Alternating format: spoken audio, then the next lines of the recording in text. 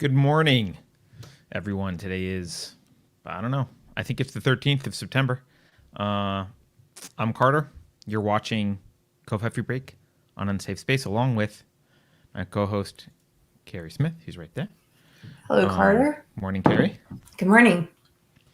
Coffee Break is a show we do every Monday and Friday at 11 a.m. Pacific live, where it's a little bit less structured. We talk about news, whatever. Today we're going to talk about, we're definitely going to do some super chats because we didn't do as many on Friday as we should have. And you're probably, if you're watching on YouTube, you're watching on our Clips channel because we're still banned on our main channel. But I think maybe as soon as tomorrow, tomorrow or Wednesday, hopefully earlier this week, the ban will be lifted from our main YouTube channel and we'll be back there. But as always, you can go to unsafespace.com. Always has our latest live stream. So you can watch it embedded there, whether it's on YouTube or Odyssey or wherever else we are. You can also support us there financially if you want to. And let's see. Oh, we have a Twitter account now that's back. No, we don't. There's a Unsafe Space ghost account. Oh, right. Yeah. There's a ghost of Unsafe Space that's there. Who knows what it is. And yes, book club. Keri, do you want to do book club? Book club is coming up this Sunday. Carter, can you send me a copy of the book? Oh, you don't have a book? It's called Neuromancer. I'm sure it's going to be amazing. Going to start. I think I forgot to send copies because I bought a digital copy this time for myself instead of a physical copy. So, yeah. Sorry I would like the physical copy. Don't worry, I can read it fast. Yeah, I heard it's good, so I can read it fast. And it's fiction this month, and this was recommended, I heard, by Comics Division, so I'm very excited to read it. Actually, we're going to be discussing that book on Sunday. You still have time to read it. You can join me reading it now, and you can go to unsafespace.com/book club to find out more info. It's always free to join and participate in our book club discussions. It'll be live. You can be in the video chat, or you can be in the chat like today. And I just see a super chat there from Two Sisters and Some Yarn saying, hello while I can. Hey, lady. And Carter, keep an eye on the P.O. box. Cool. The book after this one, if you want to get a head start, is Text It. And I have already started that book. That book is nonfiction.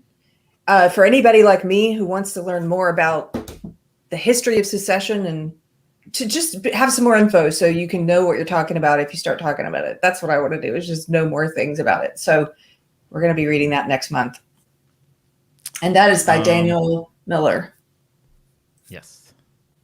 And the last thing I want to say, we do have an announcement. Apparently, pressing the subscribe button is now mandated federally, so you have to go do that. Or otherwise, you're just not allowed to be here. So go press the subscribe button. Or else button. you That's lose. Just the rule. You lose your job. You lose your job. If you don't press the subscribe button, you lose your job. It's just, look, don't blame me. It's just our subscribers are threatened. I mean, we're frustrated with those of you who are not subscribed yet. Really frustrated. We're getting tired of it. We tried the carrot. Now we're trying the stick. Now we have to go to the stick. We did it voluntarily. Now the voluntary period is over. Now you have to.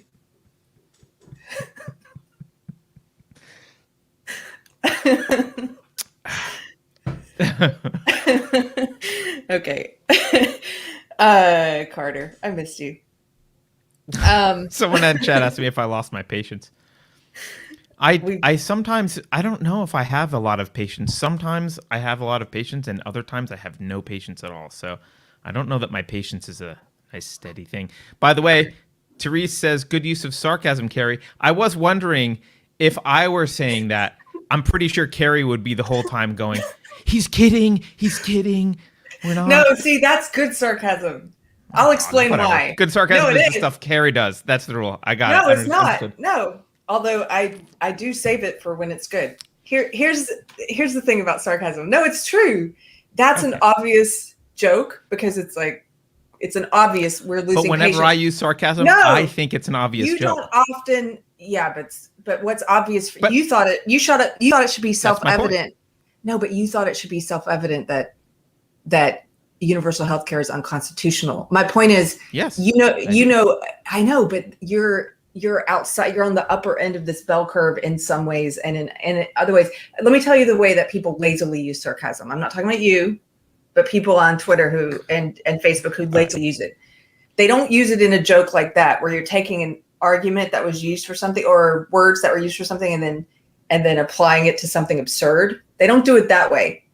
They literally just state the opposite of what they believe, and they try to put those words in your mouth. That's lazy sarcasm. So if you're in an argument with someone about the jab, for example, and they support everything the cathedral is saying, and they type back to you, we shouldn't ever take vaccines or trust science because vaccines are just Western medicine and we shouldn't do. They type back something that they are trying to say is your opinion, even though you don't hold that opinion, and it's not their opinion either. It's almost like a straw man, that kind of sarcasm. Do you know what I mean? Yes, I don't engage in that. Or you don't get into those conversations. But when you get to my level, you can be sarcastic about the Constitution and healthcare being unconstitutional, and then you gotta get to the level of understanding where that's obvious. Right. That level.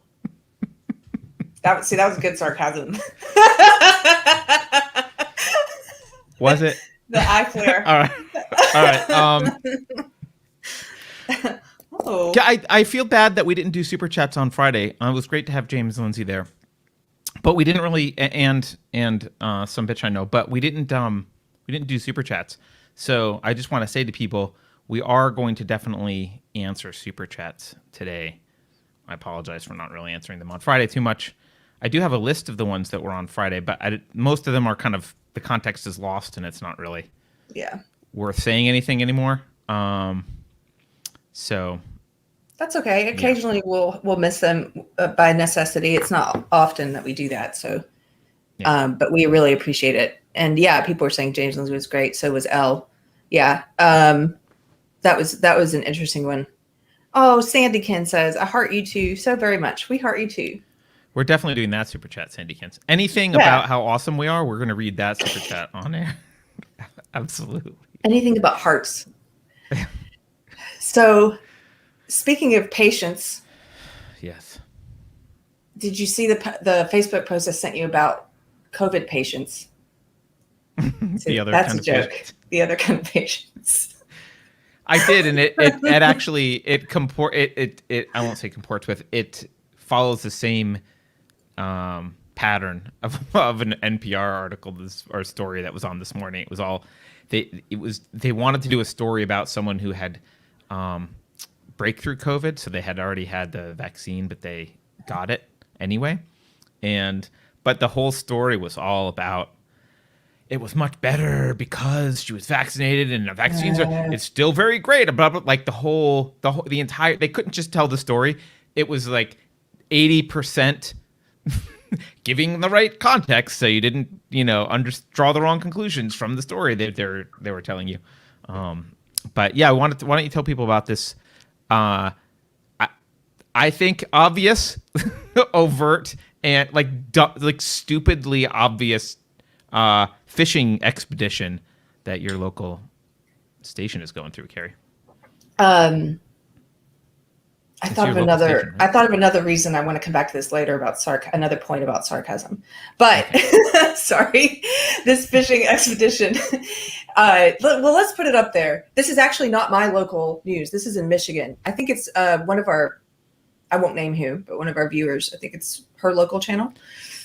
And thank you, Cheeky Mare. I don't think your heart could grow 3 sizes, but I guess it can. So, see, any super chat with the word heart in it. So this was in Michigan, and they were going on a fishing expedition, as you said. And my local station in Austin has been doing the exact same thing. I wonder how many people's local stations are doing this. But every day, mine cherry picks a story, and they run a propaganda piece where they say, here's a person who just died, and they wish they had gotten the vaccine. Their dying wish was that you all get the vaccine. So they actually, this local station in Michigan, they are looking for those stories. I guess they've run out. So here's what it says. It says, this is WXYZ TV channel 7. You can find them on Facebook. This post is from September 10th. And They say, after the vaccines were available to everyone, did you lose an unvaccinated loved one to COVID-19? If you're willing to share your family story, please DM us your contact information. We may reach out for a story we're working on. Now, this isn't memorable except for what happened in the comments.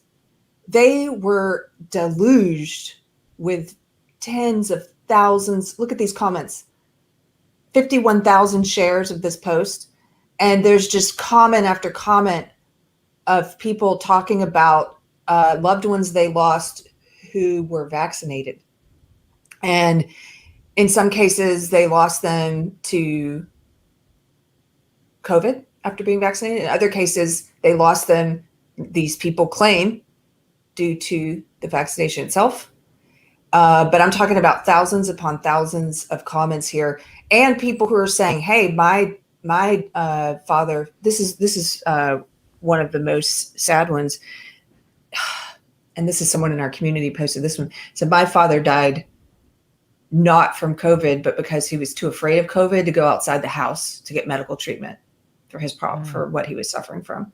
So will you do a story on that? Probably happens a lot.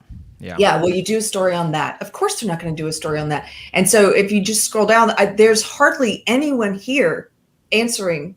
I didn't see one, and I scrolled through hundreds.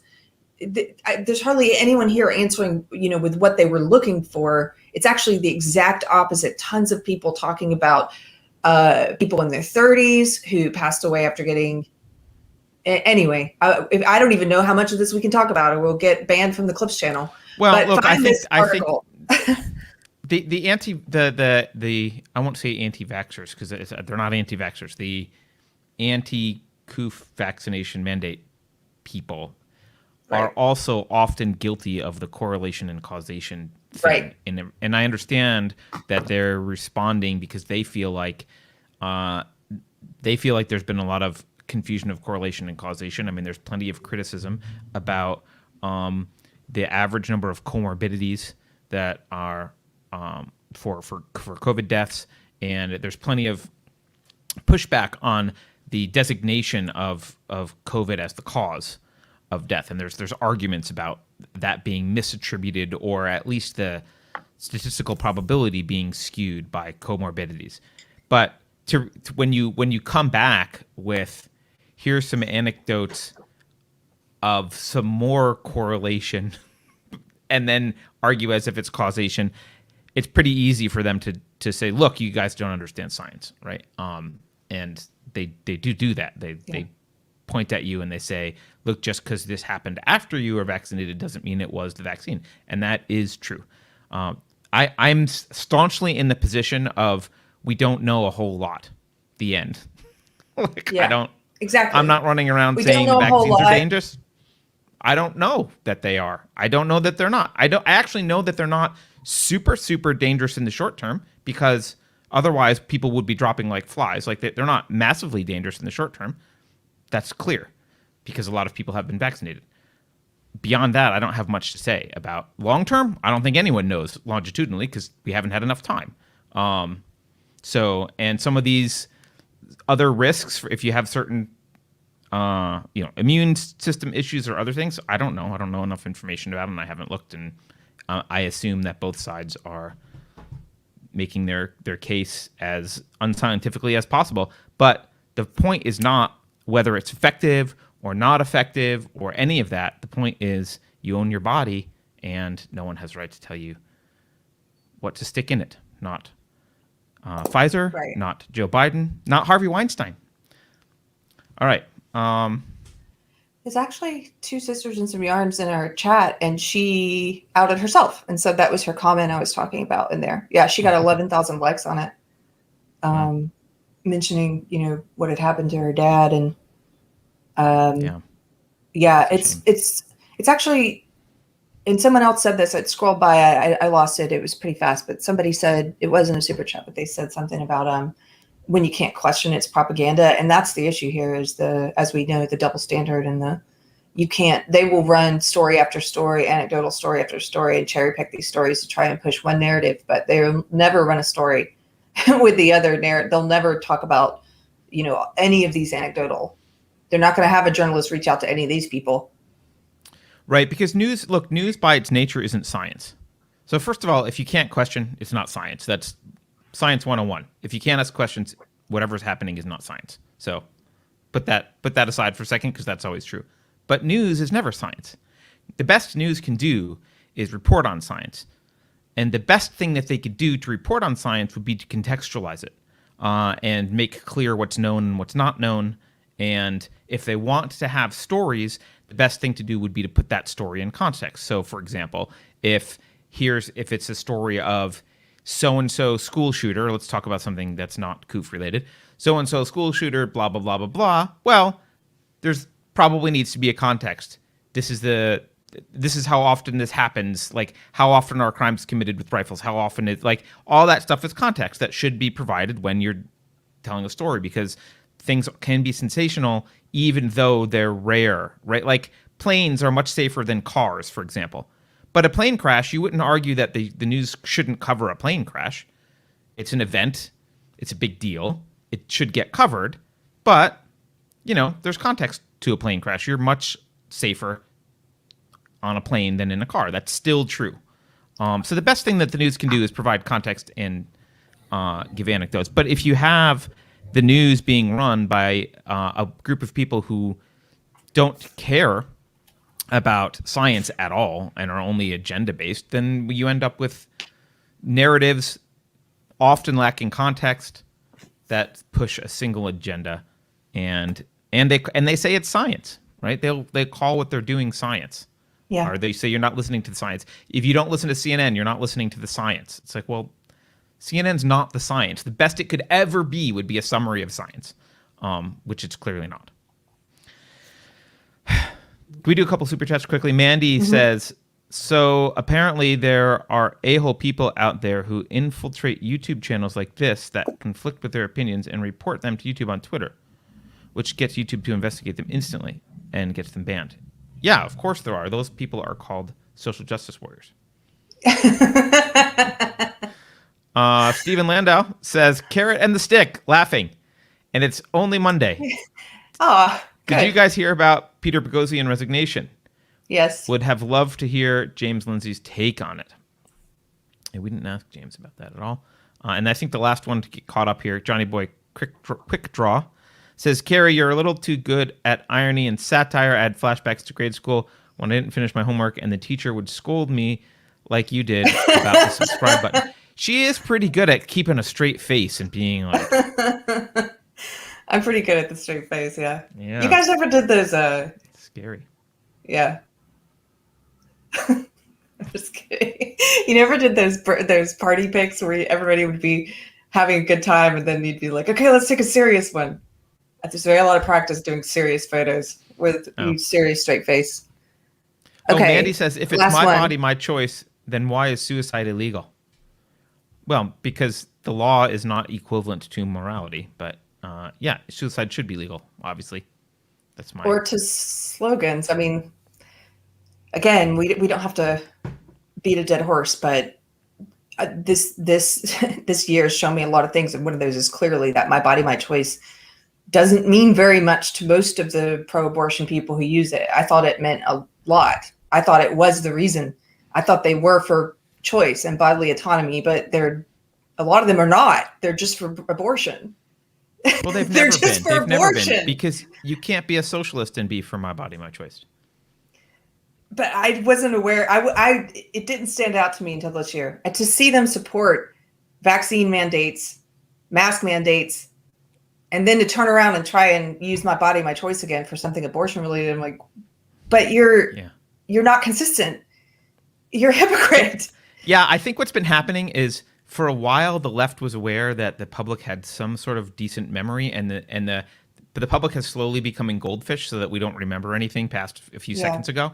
And so now they're just like, can we use that phrase in the opposite way? It's 5 minutes. That was 5 minutes ago we said it. Can we say it now using, like, 5 minutes have passed? Is it long enough? Can we use it again for the opposite thing? Yes. Yes, you can, mostly. They used to have to wait years before doing that, but now they just, last Tuesday they say it in one context, and now they say it completely differently. Yeah. Marby Dog says, So true, Keri. Everything I believed about this country in my 20s has been destroyed. Has so many people, I think, waking up, and some people earlier than me in terms of age anyway. So good for you. Like, it took me until my late 30s, early 40s, and if you're waking up sooner than that, you're ahead of the curve. Although I have to remind myself, I was talking about this with Josh Slocum, at least we did wake up at some point. I mean, there are people who, in their 60s I know, who are still fully asleep, and there are people who probably go to their grave never waking up. So, don't be too harsh on yourself. Yeah. I mean, it is better to wake up late, like, than never. I mean, that's fine. Right. And I think, and James Lindsay said something that I think is unfortunately true. I don't like it, but it's true. There are people who've been saying this, and did he cite Thomas Sowell? Was he the one who cited Thomas Sowell as one of the people who's been saying this kind of stuff? Yeah. Right? There are people who've been saying this stuff for a really, really long time, and if you're too early, you get considered a old crazy hat person, right? Or old hat, or whatever it is. And that's not a failure of the person who's too early. That's a failure of culture, to take ideas seriously, right? Robert Trzynski made an observation that I think is just brilliant. You know how I don't know why I'm thinking of this, but they're related. You know how we talk about the CRT stuff being similar to Marxism, but they're separating people by race instead of class? Right. He pointed out that actually it's now just reverting to plain old Marxism. And because what all they're doing is they're redefining race by class. So if you're Larry Elder, you're not black. Black is a particular voting pattern and state of mind and class, and white is a different class. They're just redefining, actually. They're starting to actually redefine race by ideology. By ideological lines, which is just a reversion to like actual Marxism, basically. If you don't have these beliefs, you're not black or queer or woman or whatever, Right. And they're hiding it. I've thought about that for a while. They're hiding it. They hide the Marxism. They hide it in, or whatever you want to call it. They hide it behind race. They hide it in race and in sex and in sexuality and gender and all these things. But it's actually not about that, because as we've talked about, they don't actually believe any of the things they say about race or sex or sexuality. So they say, listen to black voices, but they don't if it's a conservative black person. They say, listen to women, but they don't if it's a conservative woman or someone who doesn't agree with them. So it's just sort of it's a shell game. What shell can we put this under? Even Marxism, I don't think it's even really about class. I think it's just about Marxism was always about beliefs. No, but think about it. I think it's just about, maybe I'm wrong, but I've been thinking about it. It's just about how to control people, and they hide it under different shells. And this shell, it might be a shell about class, it might be a shell about race or whatever, but they're like, okay, what shell can we put it under this time? Well, I mean, I would argue Marxism has, of course, because all political belief systems are about control, but Marxism you could be in the right class, but have bourgeois thinking and not be in the right class as a result. Like Marxism, even Marxism was always about belief. It's about adherence to the ideology. Mm-hmm. And certainly there were bourgeois who were able to erase their bourgeoisness by committing to, Marx himself. Yes. Marx himself was not a working lower class day laborer, right? He was basically a kept man, right? He was someone else paid for him to sit around and think, and he was not the people that he claimed to be representing. So even Marxism itself is using class. The question isn't really what any of these systems are about, because they are all about power. The question is like, what do they use as the guise? Marx used class as the guise. Right. And every time it's that sort of, I agree totally. It's this elite belief system, and elite as defined, people who hold power, and they might also hold wealth. Those two seem to go hand in hand, but really it's about holding power. It's this elite belief system. look at where this came from this time. It came from the elite universities. That's where I got It indoctrinated. always comes from the it always comes from the elite. And then okay, so think back to what they were doing to the Ukrainian farmers. How they were telling, so the elite, so Stalin, Lenin, they were telling the poor peasants, the very poor the large mass of people, that they need to turn on the middle class peasants, on the farmers who maybe have 4 or 5 cows and a small farm, and telling them. So the elite were saying, hey, massive group of poor people, the problem's not us, the elite. The problem are these middle class kulaks, the farmers who have 1 farm and maybe 4 or 5 cows. You really need to murder those people and take their farms and collectivize them, and then we'll all be equal. And they get this massive group of the common people. They get the people to do this and to eliminate the middle class and to collectivize the farms and kill those people. And then, of course, we all know what happened. It's, people starved to death because there's no one who knew how to farm to run those farms. And because the problem was not those middle class farmers, maybe it's the elite telling you to do this. But I was thinking about that, and I was thinking about what's happening right now. And we have the same thing. We have this elite group of powerful people who are telling the masses who are now vaxxed, hey, vaxxed, it's the unvaxxed. It's this small group of people. It's the 25%, as Biden kept saying. We need to get those 25%. You got to turn on those 25%. It's everything is their fault. And not just about the vax. It's also about property. Look, they're saying to all the masses, you guys can't buy anything. College is super expensive. Homes are super expensive. You know what the problem is? It's those middle-class property owners. It's those middle-class people, right? Look, we got to get rid of that. We're going to do an eviction moratorium so none of those middle-class landlords can evict you. And we're going to make it so that they can't even hold on to their homes because they can't be assured they can collect rent on them. We're going to turn you against those middle-class people so that all of you guys are equal and have nothing. And have to rent from us, elite, the powerful class. It's like that over and over, isn't it?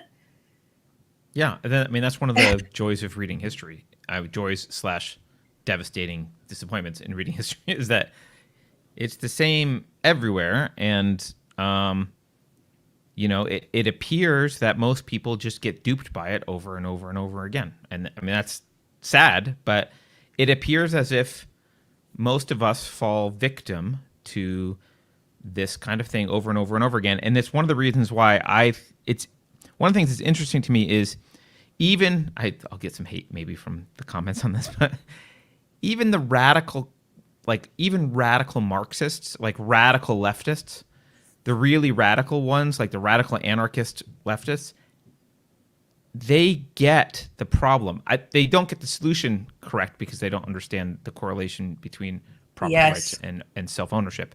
But so they blame capitalism. So they get the solution wrong, and obviously their implementation would be deadly and evil. But they see through this just as much as the radical libertarian type anarchists see through it. There's plenty of writing from both sides in history where they both see through the fact that this is an elite. It's an elite. I'll say cabal, but it's a marriage between the political power and economic wealth, and it's always a marriage between political power and economic wealth, and that marriage is always used to try and remove, basically try and turn regular people into tax animals, tax cattle. That's what it's always used for, right? This is why the Rothschilds, for example, lend money to governments based on, it's kind of like sports betting, right? We really briefly, before the show started, Beverly was talking about fantasy football. The Rothschilds kind of play fantasy football with countries, and they have always. They're like, okay, this guy seems like he'll be able to maintain power and extract money from the tax base over the next 20 years. I will loan his army money so that he can take power. And as long as I think he's able to pay me back more because he can control the tax cattle, I'll continue to support him. And the minute I don't, I'll support his enemy. And his enemy's doing a better job of reaping the rewards of the tax cattle, so I'm going to support his enemy now. And that's how a lot of this, I mean, I know it sounds kind of conspiratorial, but it's just, I mean, you can just kind of look up history of how these wars are funded, how governments are funded, how revolutions are funded. It's all like this, and it's all people funding whatever they think will get them a better return, and that is generally who is the more efficient Attila the Hun. And if a democratic system, maybe it's better tax farm than a pure dictator, they'll support that system. It doesn't matter. They just want to amass more money. That's all they want. Yes. You made me think of, I can't remember who said this. It might have been my husband was talking about this. Have you seen, this is kind of a silly movie, Carter, but have you seen the movie Rat Race? No. It's, I don't know, maybe 10 years old. I don't know how old it is. But it's where it's a funny movie. It's a comedy. And I think John Cleese is in it. And Mr. Bean, the guy that plays Mr. Bean, is in it. Oh, okay. Anyway, so the premise of the movie is all of these billionaires, these kind of political and class elite, they get tired of just betting on regular bets at Vegas, and so they design a reality show competition where they bring in these people and they say, hey, we've put $1 million in this vault or something in this tiny town, and all of you people have been selected, and whoever gets there first gets to keep the $1 million. It's sort of like, I think there is a reality show sort of like that. I forget the name of it, but where people are traveling all around. Anyway, so in the movie, you see the people are all excited. I got selected for this reality show. I'm going to go win the $1 million. But what's really happening is all the very wealthy people are watching them. They have cameras on all of them, and they're taking bets on not just who's going to get to the $1 million, but they're taking bets on who's going to get derailed or killed, or, you know, they have like all these side bets, and it's just a way for them to get kind of pleasure from watching these peons, watching these peasants go after this and be very cutthroat to get this $1 million. So somebody was saying to me, it's almost like we're in that movie, that it was just a comedy, but you know, you've got all these very wealthy, powerful, elite sort of, you could imagine maybe taking some kind of perverse pleasure from seeing how the population responds to different measures. And I don't know, it's just a funny way of looking at what's going on right now, maybe. Yeah. And you know, the sad thing about it from my perspective is that not only do people kind of get duped by this time and time again historically, but also the politicians in charge. So imagine my analogy, like you're paying Attila the Hun to, you know, fight the war or whatever, and build the tax farm, collect money from the cattle. The cattle blame like each other, like they're told, oh, the problem is these capitalists, right? The problem is the capitalist making money. It's the evil capitalists. The politicians are good and they care about you. Like the politicians are like, they're the ones borrowing against your future and your child's future, promising that you are their slave and they will make you work enough to pay back the banker. That's who those people are. And yet, time and time again, the banker almost never gets mentioned. Almost no one says like, hey, it's the Rothschilds and the Rockefellers. Like maybe some people talk a little bit about, rarely do they get mentioned or pulled into this. Usually it's like, it's that cow who's very, very productive, right? It's the one, I mean, even let's pick on someone that a lot of people don't like. It's Mark Zuckerberg. It's his fault. It's like, well, maybe now that he's a billionaire and has built Facebook and is this powerful, maybe now he's involved in the lie. But getting there, he didn't like. It's not because he's rich that's the problem. It's not because he was smart and successful. That's not the issue. Is not that people have freedom to be smart and successful. The issue is that there's farmers that you stupidly keep voting for. That you stupidly keep voting for, thinking this farmer cares about me and he'll make sure that my life will be better. He doesn't. They never do. Stop. The only people who care about you are people who are willing to say, I will leave you the hell alone. Just leave me alone. Those are the only people that care about you. The only ones. The only ones who care are the people who are willing to say, I am willing to leave you alone even if I don't like what you're doing. Even if I think it's vile and stupid and ugly and self-destructive, I will leave you alone. Alone. Yeah. Those Not are gonna the only happen. people that care. They're the only people that respect you. The only ones. Yeah. There's a lot to say. I want to. No. I was just thinking about again that movie I've told you about before. It's another funny movie you have to watch. So I Married an Axe Murderer, where his dad. I have watched that. Oh, you have? Remember his dad? Because of you. He's like, it's a well-known fact the world is run by a secret organization called the Pentaveret. Yeah. And he starts naming them: the Gettys, the Rothschilds, the Vatican, the Queen, and the Colonel Sanders. Okay. Well, one thing I wanted to talk about that's kind of a big picture thing I was thinking about. Maybe you'll let me tease this out for a minute or two, Carter. I sent you guys a screenshot. As we've been talking about these vaccine mandates, I've been getting lots of messages from people who are contemplating losing their jobs. Okay. And a lot of the ones I'm getting are actually people saying they're not going to take it, that they're going to lose their job, and they're coming to grips with this and they're grieving, right? This is from a friend whose family member, they're both figuring out what to do. And I blacked out any identifying stuff here, but this is from her family member. And it says, man, you might just have to get the vaccine. At the end of this, what's worse, losing everything you worked for? It sucks, but now that I'm in this position, if I can't find a better job, I have no choice but to get the vaccine. I'm not going to lose everything and be poor and miserable. So-and-so is right. If I don't get the vaccine over this, they're going to start attacking other things that will eventually force me. He thinks they're going to change lending so that social score and part of your score will be based on if and when you've got the vax. Mm-hmm. Yeah. So they are. Here's what I kind of wanted to talk about this and tease this out a bit, Carter. Is Sure. That this is a person who's awake. First of all, they're awake. They know that they think there's a social credit score coming and all of this. But I think what they're missing here is that. And I'm not judging you. People are going to make your own choice, and everybody decides what they're willing to sacrifice and what they're not. And I'm not going to judge you.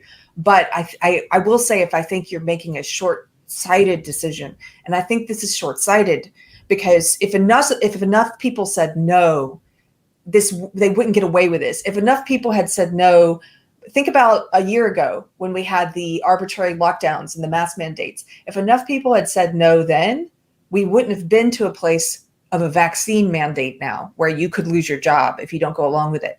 And if enough people don't say no now, well, then we are going to get to that place that this person's talking about, where they've got a social credit score and they can tie anything to that. Your vax status, what the climate change record rating is like in your town right now, whether or not you've done XYZ, they're going to tie lending and all that stuff to it. Yes, they are, because enough of us have to say no before it gets to such a place that we can't roll all this back. And so I think it's sort of short-sighted to say, I can't lose this today, without realizing that losing it today might be what's necessary to keep us and your kids and your grandkids from losing so much more in a few years or decades. That we're going to lose so much more. I saw a meme the other day that said something to the effect of, your kids won't know what freedoms, they won't even know what those freedoms felt like or what they were. Gina that Carano we've given up. like that. Yeah, if we've that might have been it. Yeah, if they've never lived with them, they won't even know. And that's the truth. That's where we're going to be at. Is imagine a future where everything you do, you have to get permission from the government, and you have to get the right kind of papers, and so you can take that off screen, Beverly. This is the last part of what I was trying to articulate. Let me make an analogy. So I am getting ready to sell my house. I have to sell this house so we can renovate the old one that we bought. And so the first time around, I didn't want to listen to the realtor who said you need to do X, Y, and Z, get rid of all your knickknacks and your funky colored walls and all this stuff. And I was like, why? No, like I want to sell this house and all this stuff makes the house cool. And he was like, no, really, get rid of some of this stuff and make it look like a model home, like a, where they stage it and everything. And I was, no. Okay, well, now I've learned my lesson. And I started watching these shows, and I was watching this one show called Sell This House, where they bring people in and they have hidden cameras and they show the seller all what the buyers are saying. And I watched this one episode where it looked like a cool apartment to me, but person after person was coming in and they were going, oh, I don't like these orange walls. Oh, no, I would never buy this house. Oh, I don't like what they did with all the plants here, and the artwork is creepy. I would never buy this house. And I couldn't believe it. I thought, oh, most people don't have an imagination. They can't imagine it without all of this. They can't imagine it without the orange walls and without the plants and stuff. Well, right? Also, most people can't pass the broccoli Cheerios test, right? Just because you like it doesn't mean that that they do with kids, right? When you're really little, the scientist comes in and they have Cheerios and the kid watches and they have broccoli and the kid they give the kid some broccoli. He doesn't want the broccoli, and they give the kid some Cheerios, and he wants some Cheerios, right? And then the scientist demonstrates. The kid offers some Cheerios, and the scientist is like, I don't like Cheerios, and takes the broccoli and is like, ooh, I really like the broccoli. Well, there's an age before which the kid doesn't understand that the other person might like broccoli. I don't like broccoli, therefore everyone can't like broccoli. And it takes a certain amount of development to be able to get to the point where you realize, actually, I don't like broccoli, but that person might like broccoli. Right. And that's what you're experiencing. You have a particular taste. There's a reason, though, that real estate agents have developed a way to make a model home. It's the most bland, attractive thing to the most number of people, and that might not be attractive to you, but not at all. What works. But here's my point. Let me, because that's getting away from the point I wanted to make with this analogy, although I agree with you. So the analogy is that they don't have an imagination. Most people, I guess, walk into a house and they can't imagine it. Like the house I bought was decaying and decrepit, and there's crazy wallpaper from 1914, and there's lots of furniture in it. But I took a friend through and I was showing her, this is what we're going to do with this room and this room. We're going to tear this wall down. We're going to do this. And she said, wow, I couldn't even imagine that. I would never have bought this house because I can't imagine what's in your head. But with you telling me, I can see it. And so I started thinking about, if most people can't imagine other than what's right in front of them, it's sort of similar with what we're going through as a country. Maybe there's an analogy to be drawn there where a lot of people I talk to who are still asleep, they can only see, Carter, they can only see what the vaccine passport or the mandate or whatever's happening right now. They can only see what the cathedral's telling them this is about. So they can only talk to you about what's right in front of them. Well, this is about protecting people and and we need to get more people vaccinated because of the COVID. They can't see, they have trouble with their imagination seeing how this vaccine passport could be used for other things. So let me paint you a picture if you can't imagine. They've already told us they're going to, with climate change, Justin Trudeau said it outright. Everything we've learned from our COVID policies, we're going to apply it to climate change. So flash forward, imagine 5 years from now, you wake up, your city has, what's our virus rating today? Oh, our COVID, our Delta, or whatever at that point, our Lambda, our Zeta, whatever, our rating today is 4. Oh, and what's our climate change rating? Our rating for climate change today is 5. That means if you're not in an essential job, you can't go to work today because climate change is so bad. You can't be spending the fossil fuels, and you can't go to work, and you can't go shopping until you're in a climate change rating of 3, unless you're this level of worker, and you have to have your papers if you're out on the street, right? And they're going to check it because basically climate change is real. This is a lack of imagination I think some people have for seeing where things lead. And we've talked about that before in other ways, like the difference between, some people are just nearsighted. They can't see far out, where this could go. But I guess I just, something changed in my mind when I was thinking about the lack of imagination when it comes to houses. And I was like, well, if this person can't see past the orange paint on the walls, why am I thinking that? Why am I expecting they should be able to see where a vaccine passport might lead?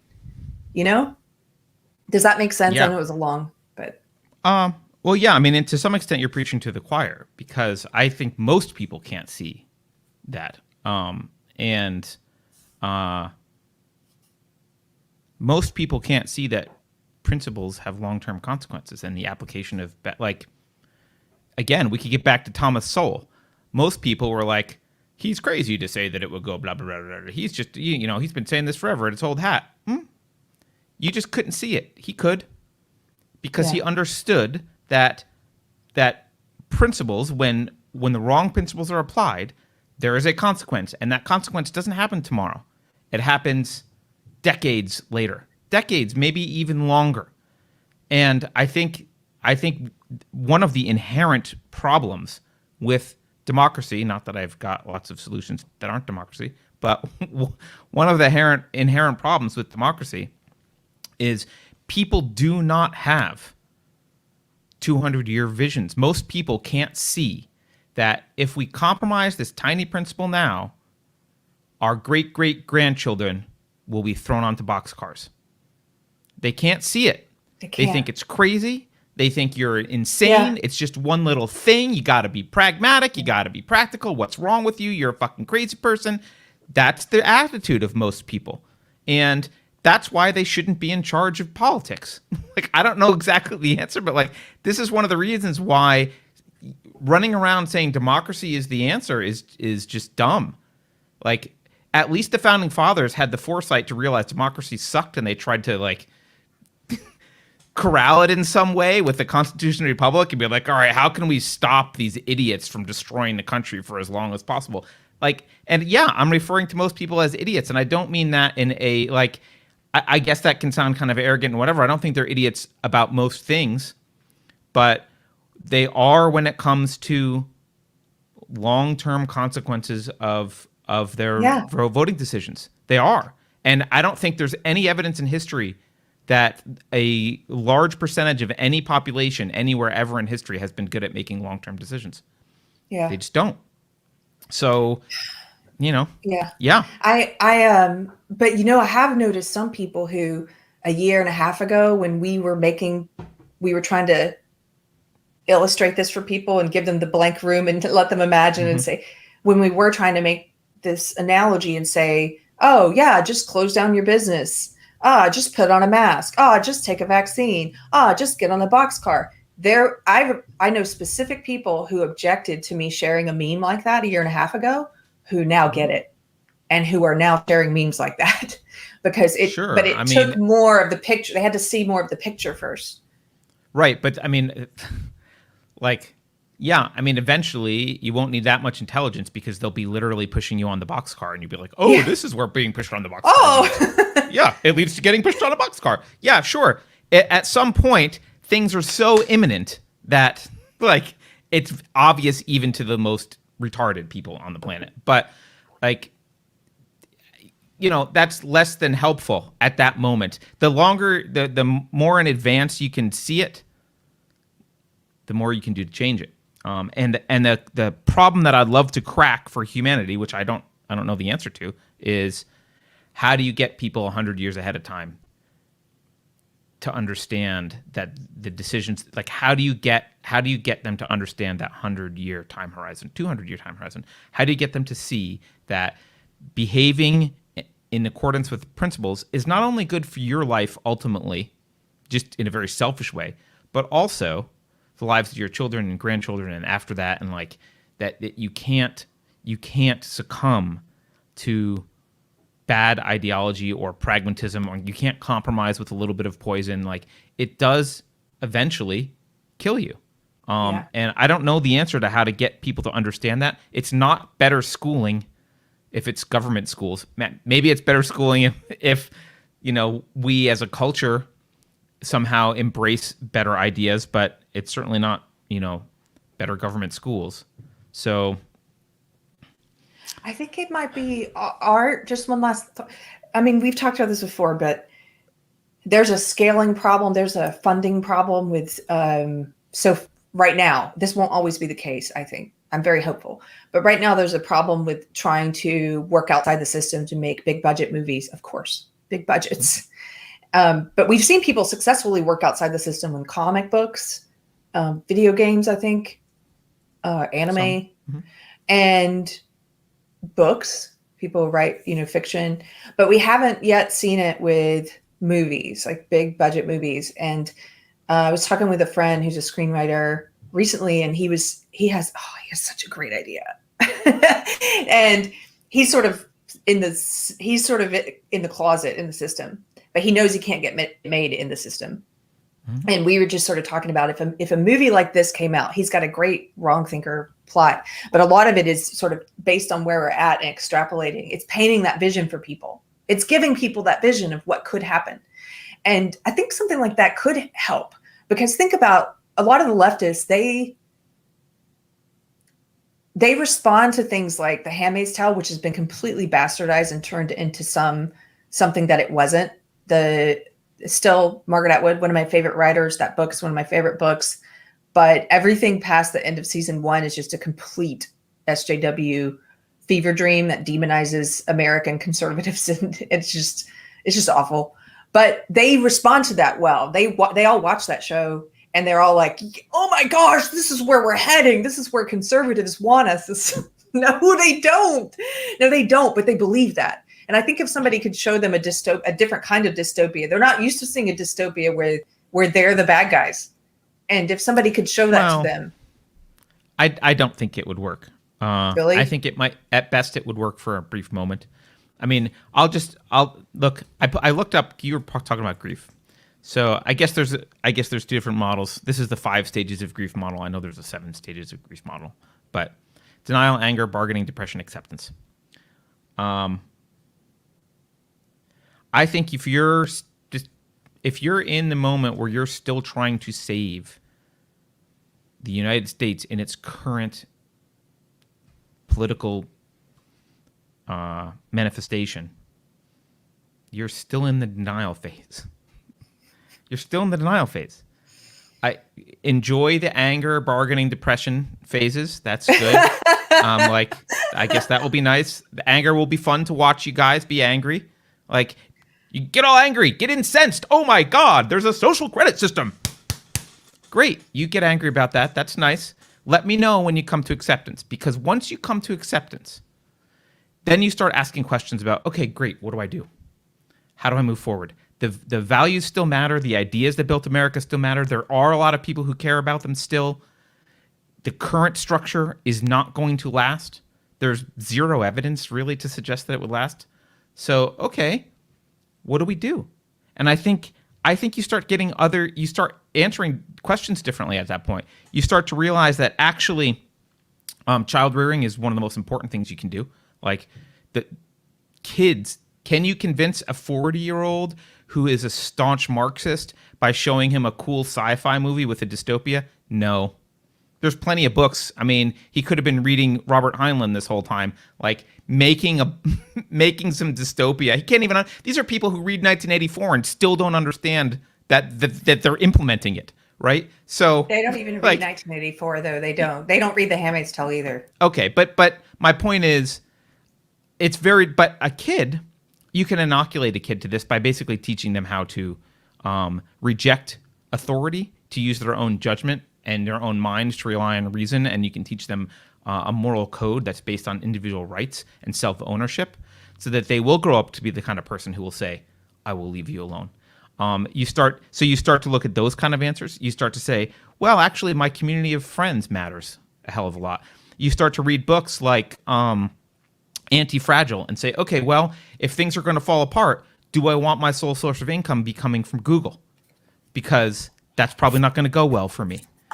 You start looking at things like agorism. Right. You start stopping spending money on a bunch of crap you don't need. You probably most people listening to this probably spend 2 or 3 times the amount they need to a month on living, right? And I'm not, I'll throw myself in that category. Like, I'm not saying that as a slight, but look, we can start to live in a way that doesn't tie our existence and happiness into the system as closely as we have been, right? Right. If you've got a big mortgage and you borrow money for cars and you've got one source of income and and if that source of income went away, you would kind of be screwed. You're stuck. You're stuck. But if you've got 4 different sources of income and they're all kind of little, but they kind of add up or whatever, and you know how to live within your means, and you don't have a mortgage, and everything you buy with is in cash, there's not a lot they can do to you. You're a lot more free. And especially if you've got a friend network that's not going to reject you when the next government mandate for X, Y, and Z comes out. They're not going to reject you as non-compliant. If you've got friends who are wrong thinkers who will say, oh, you know what, you've fallen on hard times or you need help or whatever, we're part of your network and we're here. I mean, I guess the other strategy is you could just go balls to the wall, try and make $1 billion and then invest in a diversified fashion, and also you would be protected. So I guess there's another strategy there. But, you need to start asking, because you need to stop. If you start with the assumption that the current political system is going to become China, it is going to become the social credit system, isn't it? It's not a metaphor. It's not a scare tactic. It is a reality. It is going to come. Once you accept that, you start making different decisions about how to live your life. And I think better decisions. Yeah. I think I would recommend everyone read, if they haven't, especially if they're like me, if they're late bloomers and there are certain things that don't come naturally to them, certain ways of thinking, and or if they're bad with money, if they haven't really thought about credit before and credit cards and how they spend and stuff. Tamara from our book club sent me Dave Ramsey a couple years ago, and it helped me so much. I went to a good school. I went to Duke University, but I never learned about managing money. I never learned about credit cards, and it's naturally not the way what my mind was interested in or consumed with. And so again, late bloomer to that, figuring all that stuff out, and it helped me fix my life and turn my life around. I would recommend people read a Dave Ramsey book if they're having any kind of trouble. Why would a school that wants you to borrow $80,000 over 4 years so that you can pay it back for the next 20 years of your life teach you about economic sensibility? Why would they teach you to be frugal? Like, there's no incentive for them to teach you how to run your life financially. Because if you were, you would drop that school in a heartbeat. I think it was more like 180,000. Whatever. But I don't know what Duke cost. Penn was expensive, and it's a lot more now. I can tell you that it's a lot more than it was 20 years ago or whatever. But, but yeah. So anyway, I completely hear what you're saying. And actually, let me answer this super chat from G-Man. G-Man says, Keri, why are you moving into a house that needs to be renovated? Just stay in the one that's already fixed up and has funky colored walls. That is a great question. Here's why. Number one, I got married and my husband moved into this. My house is little and I have a housemate, and I frequently have lots of housemates, like friends, anybody falls on hard times. At some point I have to quit. One of my previous housemates was like, quit saying you're like the house of, what was that? The Island of Misfit Toys. I'm like, yeah, just come stay with me. Oh. And so I need more space. We need more space. And so this house is bigger. So that's one thing. But here's the big thing. It's further outside the city. And I am thinking about where the world is going. I am using my imagination about how bad things could get. And I want to get even further outside of Austin. And this is further outside. And, there are other things we can do with a bigger space that are we're going to have a podcast room once we get it fixed. Like, we're going to have a podcast room. He's going to have a music studio. There are practical things. And we want to be able to grow vegetables and, do some of the stuff that Beverly's doing. Not full on ducks. We're not getting ducks, but I do want to grow some of my own food. There are things that I can't do here. So I am thinking about the future. I am going to get a generator like Carter talks about. We're planning for all the things that we're going to need to be able to, if we have to, survive despite whatever social credit system. Of course we're going to be on the wrong list. So I have to be able to do that. And I already do that with jobs. Like, as you were saying, what I would say to people who are afraid of losing these very lucrative careers, I stepped away from a very lucrative career. Carter stepped away from lucrative opportunities, I'll put it that way.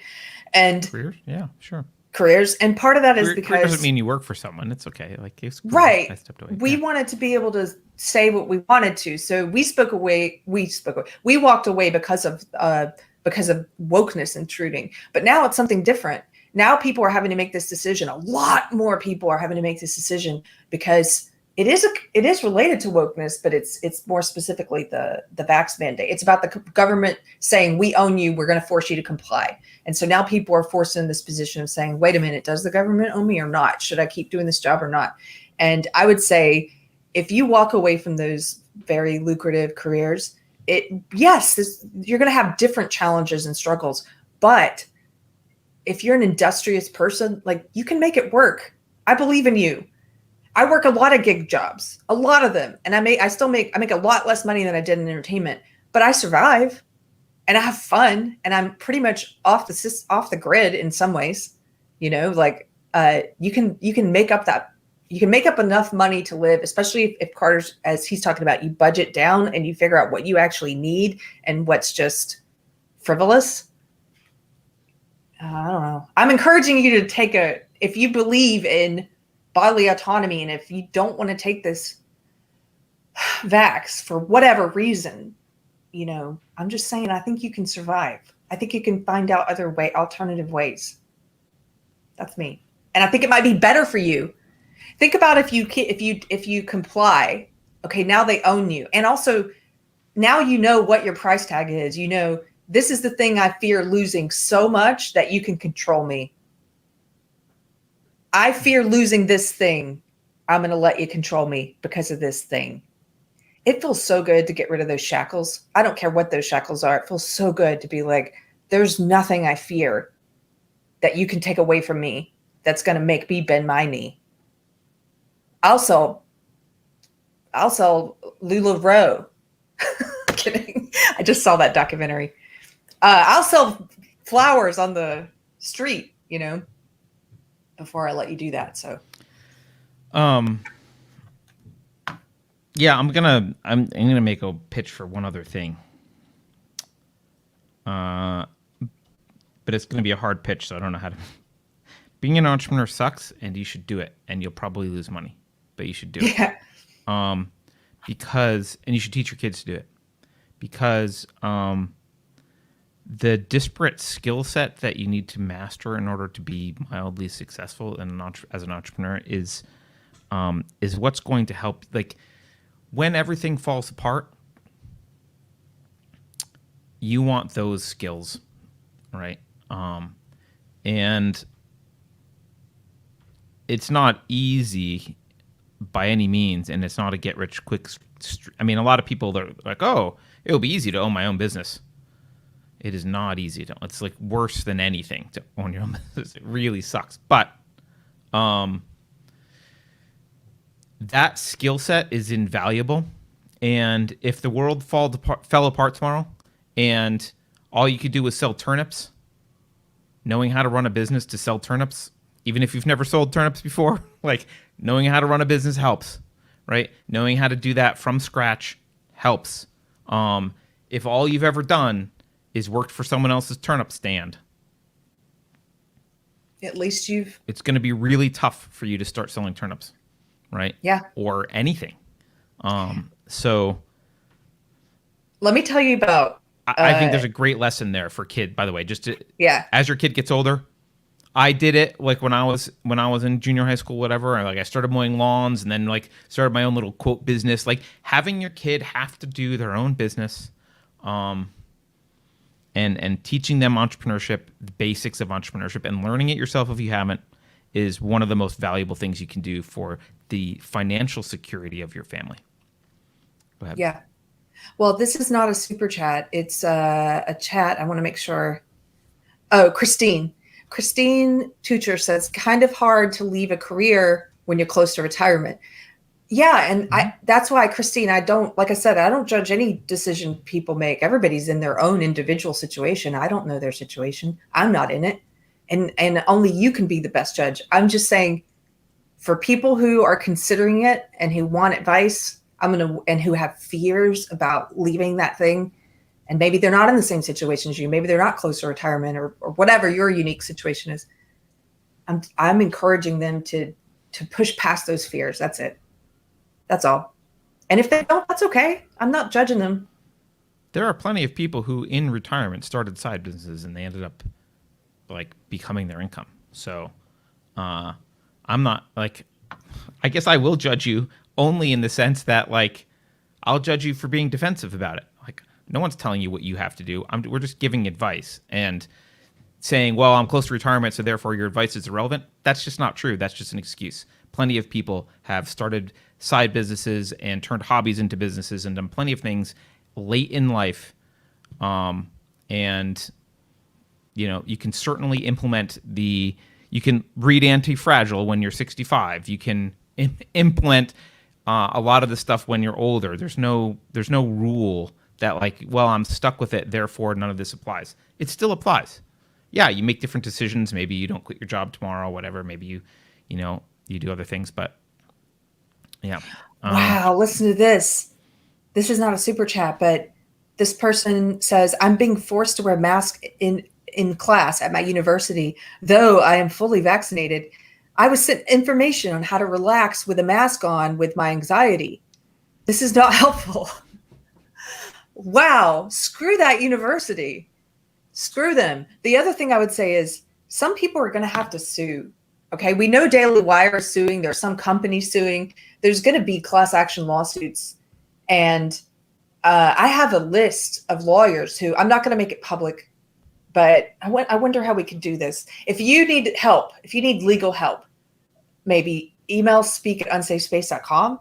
I could send the list out to you. I just don't want to post it publicly with all these, anyway. Yeah.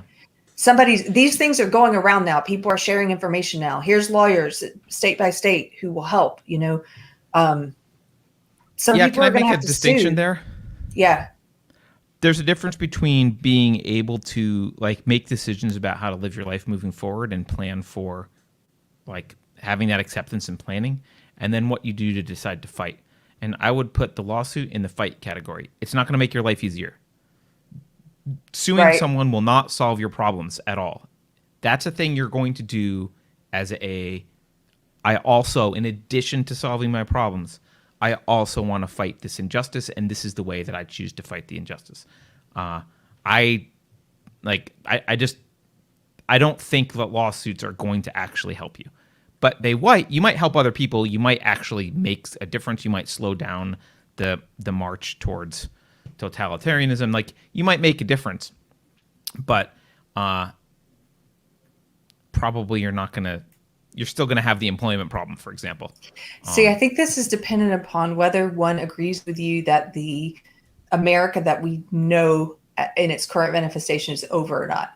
And of course, you think it is, and I am still on the fence. Some days I think it is, other days I think it's not. And here's something interesting. I should talk to you about this offline, but I have two friends who I really respect who are fully awake, and I think you're friends with one of them, and they see everything we see.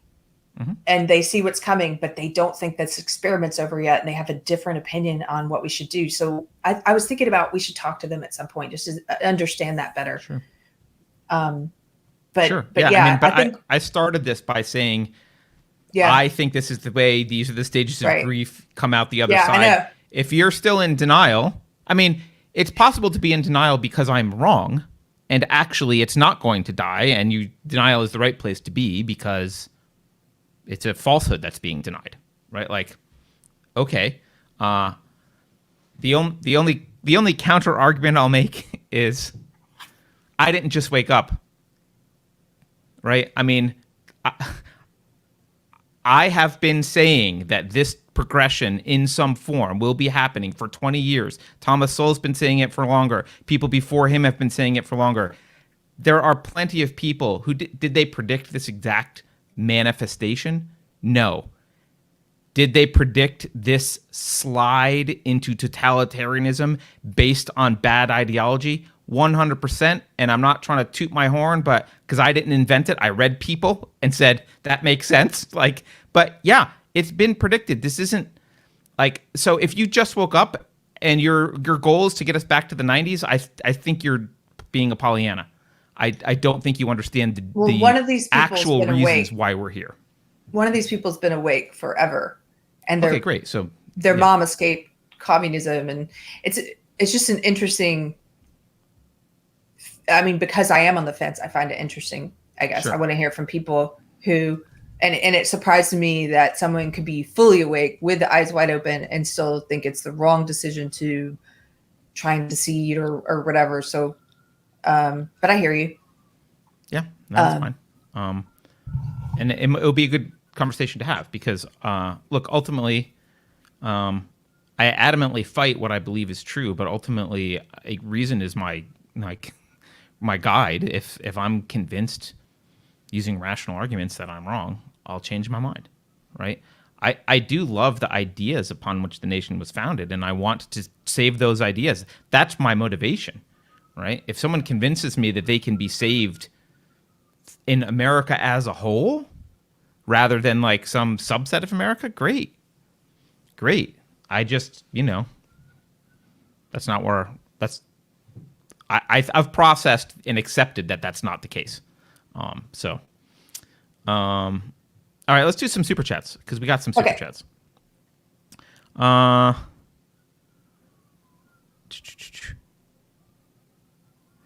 Penumbra Syndicate says, as we explore new dividing classes, it is implied that eventually they will ask their neighbors to turn on each other. Should we consolidate friends? Yes, we should consolidate friends. I am a huge fan of pruning your garden or whatever analogy you want to use. It is not selfish. Look, friendship is not it's not a zero-sum game. You should be friends with people who provide more value than you have to put in. And they should get more value than they put in. That's like, there should be value, like that value exchange should be net positive. And if it's not, get the fuck rid of the friend. Get rid of him. G-Man, Keri, why are you moving into the house that needs to be renovated? Oh, we read that one. You said that. Mick says, Keri, when are you back on FNTs with heel versus babyface? Aw, I'm not sure yet, but I love heel versus babyface. He gives me such good feelings. Somebody told me, actually somebody I really respect who I want to have on our show and interview, who's on the left, who agrees with me on a lot, but not on everything. And I think that'll be an interesting conversation.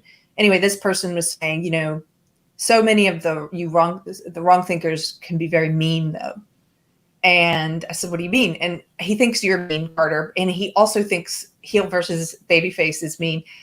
And I don't actually, I guess I'm trying to put myself in a position of someone, my old self, if I were watching our show, what would I think? And I still just can't quite grasp it. Like there's nothing about Az that's mean. Is there? He's I think people use mean. Sweet. No, people use the word mean to mean hard. Like having, like being firm is not the same as being mean. Mean is like taking pleasure in the upset of other people. Right. Standing firm and advocating seriously and saying no, that does not make you mean. That makes you firm and principled. And a lot of people don't like that. And so what they will do is throw out words like, you're mean. And what they mean is, your principles hurt my feelings. And yeah, I don't care, but that doesn't make me mean. That just makes me someone who cares about principles. I think it's actually some of the mockery. And so I think from that side. Okay, so some of the mockery. It does, yeah. Some of the mockery is seen. The mockery is sometimes mean. That is true. Yes. Right. Absolutely. But I don't think, and maybe this is what he's getting at. I don't care. I'm sorry. I just don't care. Because some people deserve to be mocked. Some ideas deserve to be mocked. I agree. That's the world I want to live in. I would rather, it's like, you made fun of this totalitarian dictator. You made fun of Kim Jong-un. Yes. Yeah. He deserves to be mocked. Yes. But you can also tell when a person has, this is why it was weird to me, is because I can tell when, I think I can. I think I have a good gut. I can tell when a person is genuinely a sweet, kind, generous teddy bear who can make cutting, mocking, mean comedy, but they're fun, but they're doing it from a place of being good, like doing good. So anyway. Well, yeah, again, it's just this feelings-oriented thing where, like, you say things that upset me, therefore you're mean or bad or you don't have empathy. And I mean, I've made this argument before. Um, if look, I said this earlier in the show. If you genuinely care about people, you're willing to leave them alone. And I'm arguing my ass off to tell you to leave other people alone. That's caring. That's what empathy looks like. I care that other people don't get forced to do things that they don't want to do. It's not anyone else's business, and I'm fighting for it. And will I mock people that stand in the way and use bad arguments to say that you should be forced to do blah, blah, blah? Fuck yeah, I'm going to mock them. But I'm not mocking them because I'm being mean. I'm mocking them because I actually care about humans and think they should be left alone. Yeah. People should be left alone, and righteous anger is not mean. And by the way, someone in chat said I was black-pilled. I'm not black-pilled. I was black-pilled on that grief thing. I was black-pilled when I got to depression. But once you hit acceptance, then you're not black-pilled. Yeah, then you're in the white. Then you're like, oh yeah, okay, all this stuff is going wrong. Yes, that's bad. And I have a life. There are principles that matter. There are other people around that share those principles. The critical mass, there's a mass of people, mostly in the United States, who care about this stuff and want to fight it and want to be part of a community of like-minded individuals. And like, that's the white pill. You know, white pill doesn't mean you're in denial that America is dying and politically. Like, that's not white pill. And black pill doesn't mean you claim America's dying. It means that you're pessimistic about the future. I'm only pessimistic about the political future, and politics is nothing. Politics, how much does what's going on in Washington actually affect you? What matters is your neighbors and the people around you and the life you build and the life you build with your family and how your kids' lives are. That's what matters, and that you still have a chance to make good.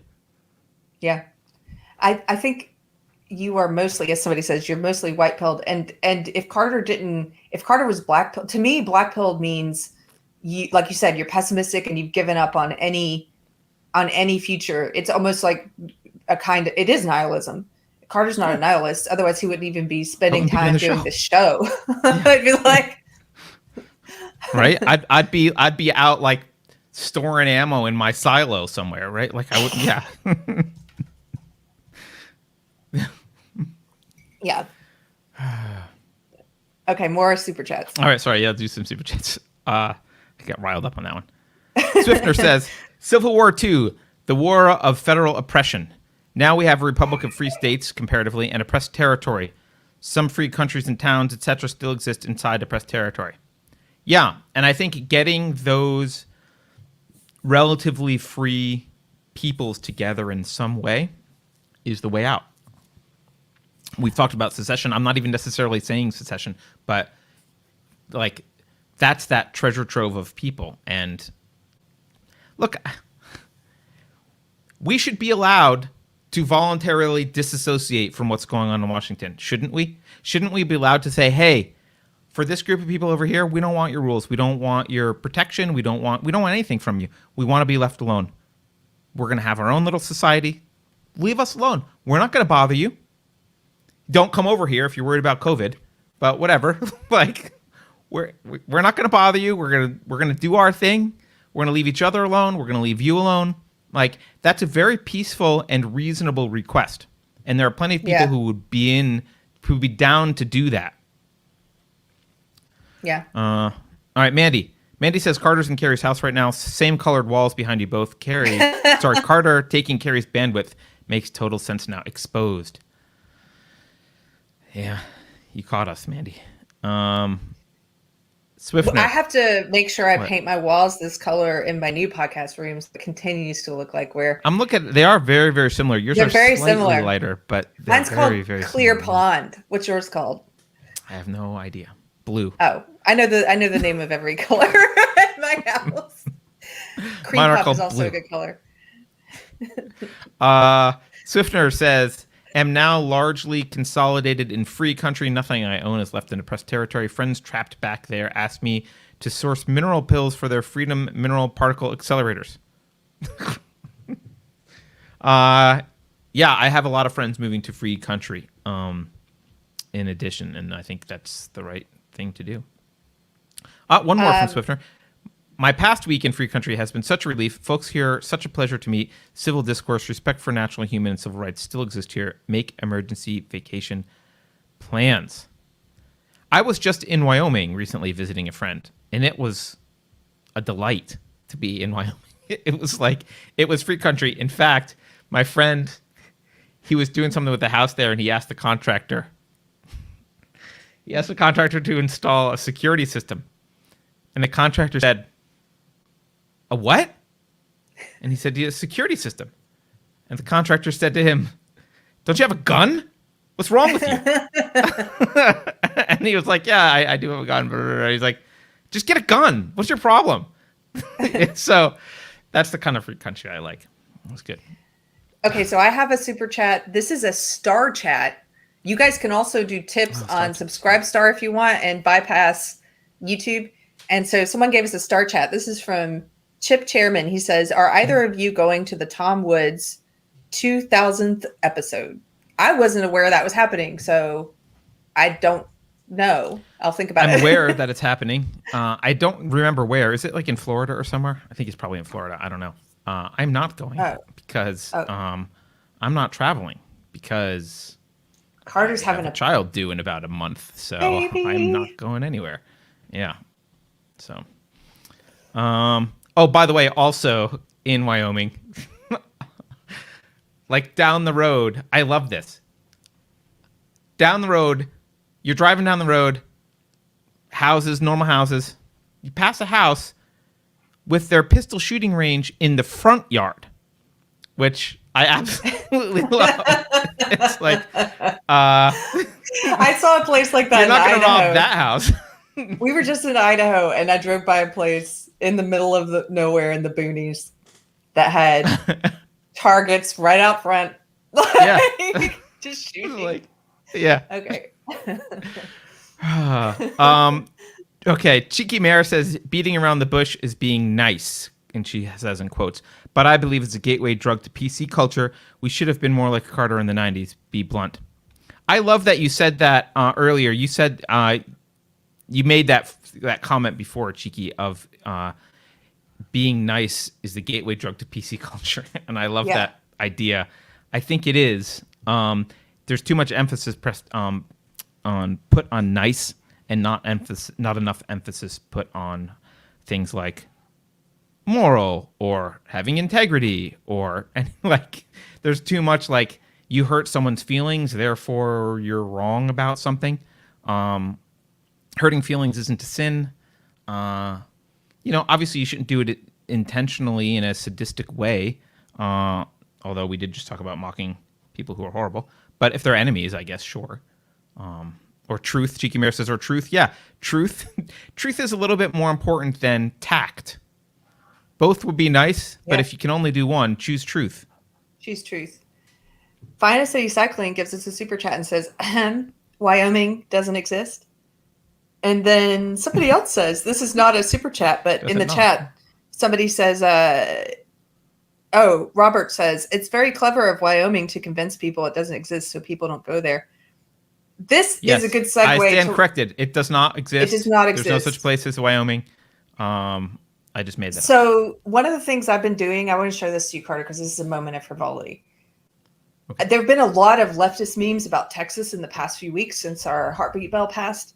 And I'm a part of a couple of groups about how the left can't meme. They're pretty funny. Sometimes you do see a meme that works and sometimes you don't. But anyway, these leftist memes are just out of control about how terrible Texas is. And I was thinking, wouldn't this be a great way of advertising to those people to make sure they don't come here?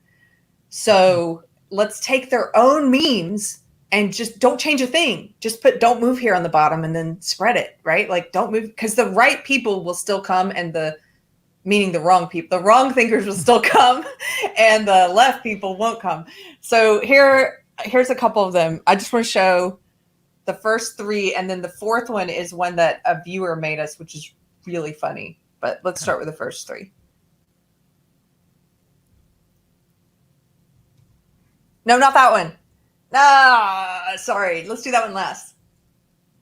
Anyone listening? Fail, Bodily. Damn it. No one saw that. Nobody Didn't saw happen, that. Keri. Nobody saw that. Left can't meme, but we can't prevent memes. Oh, crap. Oh yeah, I'll distract everyone with a SAR chat. Rabid Weasel says security system means that you have a record for it if you need to use the gun. That is a good point. Okay. He still got one. Oh, so okay. here's one of the leftist memes. So for anybody who's just listening at home, I'll describe it. It's a sign, and it's a picture of the main character from the Showtime version of The Handmaid's Tale. You know, it's this handmaid on a sign, a road sign that says, "Welcome to Texas," meaning, oh, Texas is the land of handmaids. Oh, it's so backwards, Sarah. So this one I just took and said, don't move here. I think this is self-explanatory. And I've found just by putting these up, they actually work. People on, no matter their beliefs or their opinions, people think they think I'm being serious. I've had people on the left liking this and resharing it. And I've had people on the right responding to me as if I'm one of the leftists, and they're pretty angry that I put this up. They're like, why don't you just leave then? I'm like, no, you don't get it. So here's another one. This is a meme that the leftists made of a bunch of handmaids from The Handmaid's Tale, and they photoshopped it to make them all wearing blue, and they put some Dallas Cowboys stars on their little handmade helmets or their handmade hats. And it says Dallas Cowboys cheerleaders unveiling their new uniforms. So this is supposed to, again, be like, oh, Texas is now The Handmaid's Tale. So don't move here, right? This one also, when you put this up, it really tests the IQ of people, because a lot of people respond and go, that's a doctored photo. I'm like, yeah, it is. Duh. Which one? Duh. Yeah, so weird. And then this one we've seen before. Come on, Beverly. Okay, this one, pretty hardcore. Somebody took the state of Texas and they made it into they made it as if the state of Texas was made out of a coat hanger. Okay. When they say this is a doctored photo, do they mean hangers don't look like that, or Texas isn't made out of hanger wire? What's the what's the protest on this one? So just lean into it. Lean into this meme. Figures. So I put, don't move here. And then this one is the funny one that Adam made us, which just made me laugh so long this weekend. And it's just a picture. It's just a screenshot of Leatherface from Texas Chainsaw Massacre. And it says, don't move here. I just want to, like, yeah, this is what it's like here, guys. Don't come here. It's terrible. Leatherface. We got Leatherface running around with a chainsaw. I got to go. My handmaid's outfit's at the cleaners, but I got to go put it on after this episode. And anyway, thank you. Thank you for that moment of frivolity. No, it's good. It was good. All right. Let's see. I think we're done. Oh, we have one more super chat, and then we can move on. Kent says, donation to Carter's diaper fund. Hope everything goes well. Love from Alberta. Canada's Texas. Is Alberta Canada's Texas? That's cool. That's what I've heard. It's like cowboys there and stuff. Okay. Good for Alberta. All right. I think we made it through super chats. Yeah. Oh, yeah, the Willy Wonka one. Two Sisters and Some Yarn says, Keri, you forgot my Willy Wonka one. Yeah, I did. I'm sorry. I'll have to put that one up on the next one. I'll save that one. That was a good one too. Are we good for the day? I mean, can we end the show? Did we talk about everything that needs to be discussed right now? Is there stuff that we really need to talk about? There's a lot that we probably need to talk about, but we can do it another time. I mean, I don't know. The Democrats are, passing more tax plans and blah blah blah. It's, as an example of you lost this battle a long time ago. As soon as you agreed that the government has the right to take 1% of your money, you agreed that it's not your money. So stop bitching about taxes. I'll bitch about increased taxes too. I agree, they're horrible. But precedent's been set. That's how it works. Oh my goodness! Look, Adam. Adam says this is the last super chat before I get married. Congratulations! How cool is that? Woohoo, Adam! If you guys haven't seen it, I did an interview with Adam. You can check it out on our main channel.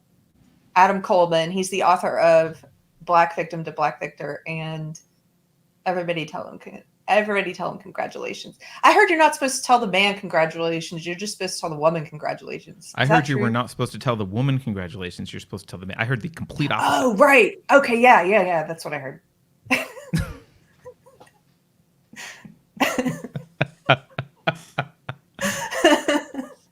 Yeah, but I never know what to say to brides. I probably told you congratulations because I was like, well, yeah, I don't. You're excited. I mean, so what do you want me to say? You can tell me congratulations. Go ahead. Yeah. What is this? N. Ruth Ruff says, thanks for being an oasis of sanity in a world of fools. Fight now or cower forever. Yeah. Forever. And I know there's a lot of mavericks who are like, you're giving up by saying that the United States in its current instance is blah, blah, blah. And you need to fight. It's cowardly. I'm not saying to not fight at all. What I'm saying is don't be a moron. That's basically what I'm saying, right? So, like, if you are outnumbered by your enemy, massively outnumbered and out-resourced by your enemy, kind of battle 101 is usually you concentrate your forces. You don't, like, send them all around and spread them out. Like, that's not what you do. It doesn't mean you're giving up by saying, all right, we got to cede this territory. We're going to find a place to hunker down. We're going to defend this spot. We're going to fortify it, to use the left's word, and we're going to fight from there as our base. So, bravado is nice, but it doesn't win wars by itself. You also need not a moronic strategy. So denial that things are the way they are isn't going to help you win. They are in control of almost all the states, the entire federal government. They're purging the military as we speak. And the entire federal government's being purged. This COVID mandate is part of a ideological purge. So, it's Pollyanna soldiers don't win. It's not, you don't win by being like, I believe, like, remember the Japanese, like, was it the Japanese that, like, the samurais ran at bullets of Westerners because they were like, well, we believe that we're bulletproof. I'm like, okay, good luck with that. Guess what happens? You die. Mm-hmm. Bad strategy. So if you actually care, stop just, bragging about your machismo and put on a brain and start to think about the best way to do this. Yeah. Move to a free state if you can. I've been referring to my state as a free state. I highly recommend it when I visit other places. I was in Washington. They have a whole mask mandate and for the state again. And, the hotel clerk, the one night we stayed there, said, oh, you have to put this mask on while you talk to me at the desk because the governor mandated it. And I was like, oh, okay. I forgot. We live in a free state. We're just not used to all this stuff. Like, it's like, you can say it in a nice way that just makes them feel like the weirdos they are. And, so if we're going to close, couple things. Book club is coming up this Sunday. Again, Neuromancer. We're doing fiction this month. Next month, we're doing Texic, nonfiction. You can find out more info at unsafespace.com, book club page. If you want to support the show, if you are able to financially, we have a Subscribe Star. You can be a monthly subscriber and get your name and credits. You can give a one-time tip. You can donate in other ways. We have Bitcoin and all kinds of stuff. You can go to unsafespace.com to the donate page. And if you just want to support the show in other ways and you can't do so financially, we have we're on lots of different platforms. You can find us. You can support the one that you can watch us on, the one that you prefer, and you can share the video. You can leave us a review on iTunes. That helps. We got to get back to reading the reviews. And I haven't looked at that in a while. Like, subscribe button is the most important thing. Remember, we're done with the carrot. We're here with the stick now. You need to subscribe. And what else? Is that it? Matt Deckard gives us $5 and says, here's $2.75 to support the cause. Susan thanks you. Thank you, Matt. Susan thanks you. All right. Susan says thank you. Hopefully we'll be back. By Friday, we should be back on this channel. I mean, on the main channel. On the main channel. The Clips channel. There was something else, Carter. What was it? It was something important to say. Support us by going on safespace.com. Press the subscribe button. I mean, it's mandated. You said that already. Book club. I think we're good. Other than I can apologize for still not updating the end credits, which I'm about to do. I'll do this week. Beverly's asking Jack Murphy. Is that what you're wanting to say?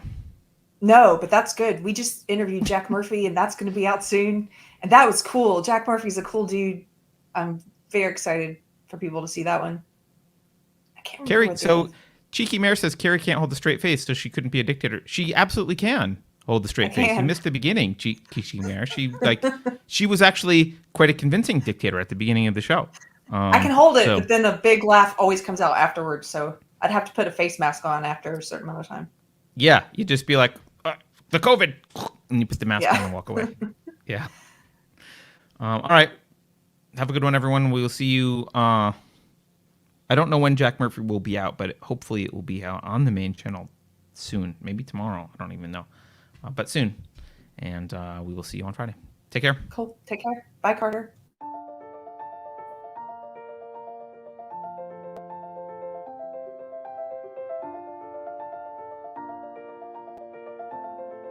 Thanks for watching. If you're new to the channel, we have a deep content library that includes interviews with everyone from Mike Cernovich to Megan Murphy, so go check it out. If you'd like to see more, please consider supporting the show by visiting unsafespace.com/donate. You can find us on all the major social media platforms, well, mostly. And you can find a community of like-minded individuals on our Unsafe Space chat on Telegram. See you there.